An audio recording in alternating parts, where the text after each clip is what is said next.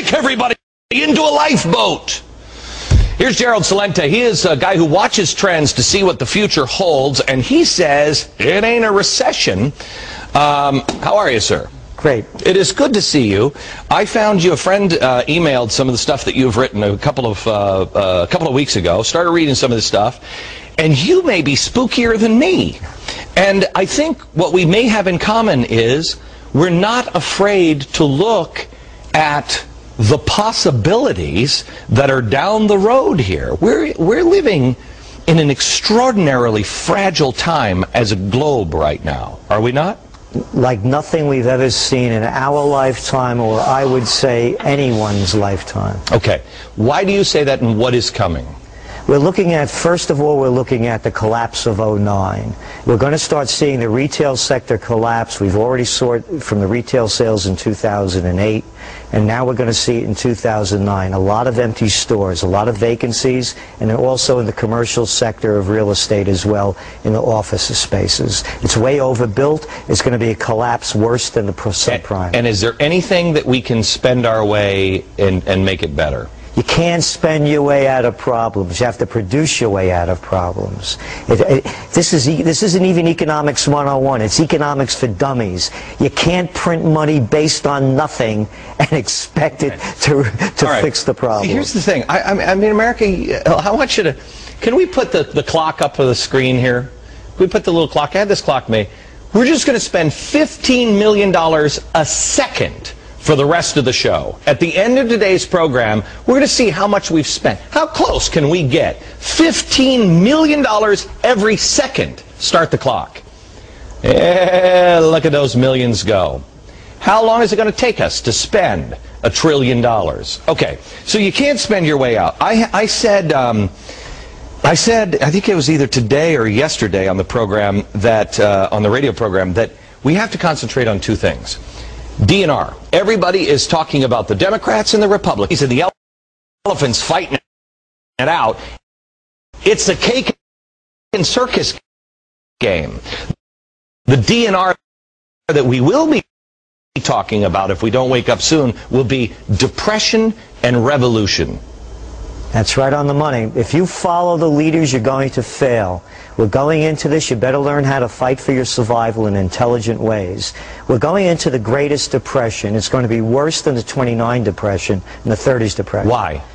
Back then, most people didn't own homes. There was no such thing as a home equity loan.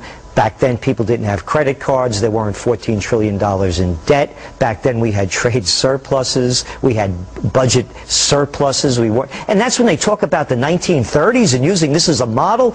Get it? It's the 21st century. These programs don't work in the 21st century in the global age. We had trade surpluses and balanced budgets. We had budget surpluses, not $10.5 trillion in the hole. We had a manufacturing base to produce our way out of this. For these politicians to keep bringing up the 1930s is moronic. And when I look at people looking to Washington to solve the problem, I'm an open-minded man. I'm a trends researcher. I look at data and information. Show me one program that they could say, look at the great job that we did. Oh, Katrina, great. Oh, look at the World Trade Center, how they rebuilt it bigger and better than before. There's not one thing the government can do to solve this problem. They don't have the intelligence, and they don't have the methodology. Okay. I want to have you back. I know you're coming back for the weekend show, but I want to have you back when I can, because we're running out of time now, and I want to talk to you about, I've been calling it disenfranchisement, but really it is revolution, and I think it is a bad, bad thing. I mean, it'll be global Katrina. If you are right, I think we're looking at global Katrina. And I want to have you back on that, but I just have to ask you a personal question here.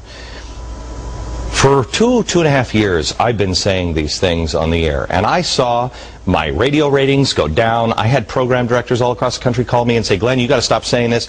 And I made the decision that the truth, I can't tell you anything that I don't believe.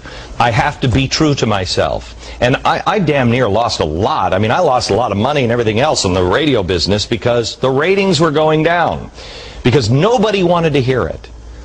How unpopular have you been saying these things up until 4 months ago? Well, you really hit it on the numbers. I mean, the only thing you have in this life is your dignity, and the only thing you leave behind is your word. That's right. So I stuck by my guns, and the Trends Journal, I mean, we kept losing subscribers to the point where it got nobody very wanted to difficult. hear it. Yeah, they used to say to us, you know, we agree with what you're saying, but can't you write about something positive? Yeah, it's like the ship going down and saying, oh, doesn't the band sound great? Right. Well, it is positive if you know what's coming, because then you can prepare for it. But people are afraid of the truth. Okay, good. We'll have you back, sir. Thank you. Thank you. Thank you for saying what you actually believe. I hope to God you're wrong. All right. Do you have any food reserves in your home right now? How long could you provide food for your family if the food supply was cut off? A month? A week? 3 days? Wouldn't you feel better if you had the necessary reserves? Have you ever noticed that the more advanced we get, the less prepared we are? Many things that defined life only 100 years ago are so convenient today that we don't really think about what would happen if that convenience were gone. Consider how we get our food. We just go down to the grocery store and grab a few things. But what if something happened that interrupted the food supply to the store? How long would it take for the shelves to be wiped out? What would you do? How long could you and your family survive? You know, for all the other important things in our lives, we have a variety of professionals, from mechanics to doctors, to help cover our bases. Why don't we also have a food professional? Food is our greatest dependency. Yet most of us find ourselves unprepared for the uncertainties that lie ahead. Why take chances? Why not do something about it? You've already taken the first step. Keep moving forward with this tour, and we can help you put a plan together and even show you how to get your food for free.